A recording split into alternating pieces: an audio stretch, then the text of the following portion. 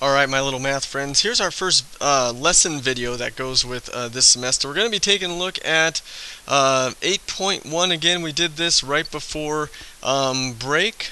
We were using scale to convert the actual size of an object into something smaller that we could draw on paper. We also did those really cool coffee shop design projects that you guys did so well. So these notes are just going to be a review of that, just to recap what it is we did so that we remember how to do that. Okay, so we're going to be using scale and some scale drawings. Alright, so here's a review of what scale is. A scale drawing represents the actual size of an object, but on a larger or smaller scale, okay, like a larger or smaller size. Most of the time it's going to be smaller because we're drawing something that is smaller than what it is in real life, its actual size. And here we have an example of a scale. A scale is written the same all the time. This scale here shows that 3 inches on paper represents 25 feet in real life. Alright? So every scale is set up the same, where the first numbers here represent the size on the scale drawing, so we label that the SD, and the second number over here represents its size in real life, its actual size. So we call this the scale actual. Okay, so this first number represents the drawing size. Okay, and the second number over here on the other side of the scale represents its actual size in real life. Okay, that's how every scale is written, so that way people can use it and know what to expect. Okay, so let's use that to solve a few problems here. The first set of problem we're going to be solving is converting the scale drawing to the actual size.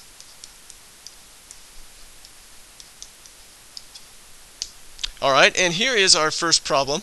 A drawing of a rectangular building has a scale 4 inches is equal to 50 feet. If the building dimensions on the drawing are 20 inches by 30 inches, what is the size of the actual building? Okay, so first we're going to go through and we're going to label the scale drawing and the scale actual numbers. Okay, so like in the scale here, this first number represents how big the drawing is, so we're going to label that SD because that refers to the scale drawing. This number over here refers to its actual size, so we're going to call that the scale actual. Alright, then we have some other numbers here. It's telling us that on a drawing the building dimensions are 20 inches by 30 inches. Okay, since this is the drawing of the building, these are our scale drawing numbers. Okay, what we're trying to find is the actual size of the building. So we have two steps here.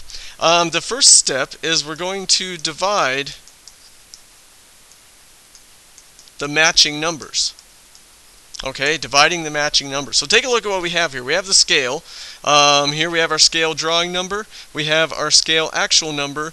And down here we have our scale drawing numbers. So these numbers match this number over here on the scale drawing because they are both SDs. So we're going to divide those numbers. So we're going to take 20 divided by 4, which would give us 5, and we're going to take 30 divided by 4, which if you do that on a calculator, you're going to get 7.5. Okay, that was our first step. We just divided what was matching. The matching in this problem was our scale drawing.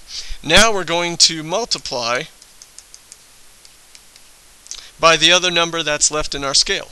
We're going to multiply by the 50 feet to find out how big that building is. So we're going to take these two answers we got when we divided, and we're going to multiply them by 50 feet, the other number in the scale. So 5 times 50 is going to get us 250 feet. And 7.5 times 50 is going to get us 375 feet. Okay, I just calculated that out on a calculator. So then that tells us this is the actual size of our building, 250 feet on one side by 375 feet on the other side. Okay, if we wanted to find the area, we would just multiply these two numbers, but our question doesn't ask us that, so we are good to go with just those numbers. Alright, now let's go the other way. And let's talk about if we have the actual size of something and we want to change it to the scale drawing size.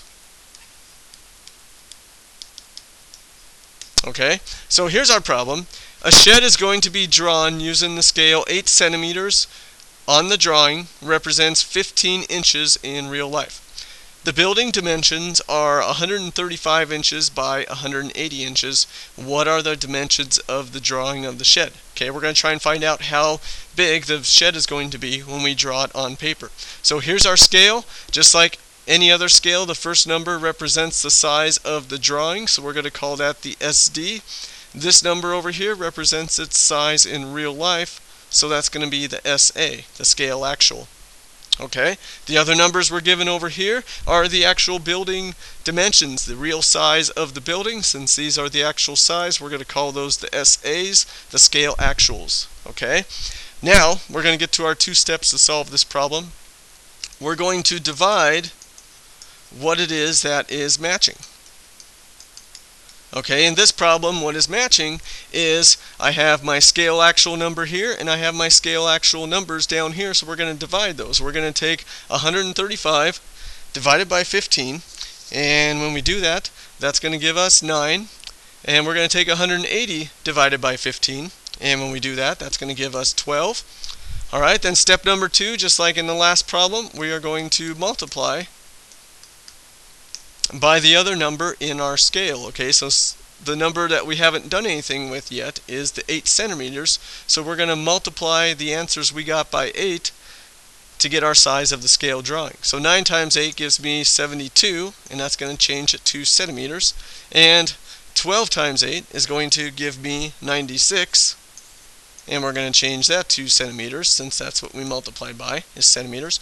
So the dimensions of our drawing of the shed when we draw this on paper is going to be 72 centimeters by 96 centimeters. Okay, and that is our answer. Tomorrow we're going to be working on some more problems like this, just to give us a review so that we have the scale problems down, this concept down, so that we can move on to the rest of chapter 8. Thanks for watching, guys. We will see you guys next time in class. Don't forget your 2 check-in questions at the end of this video. Thank you.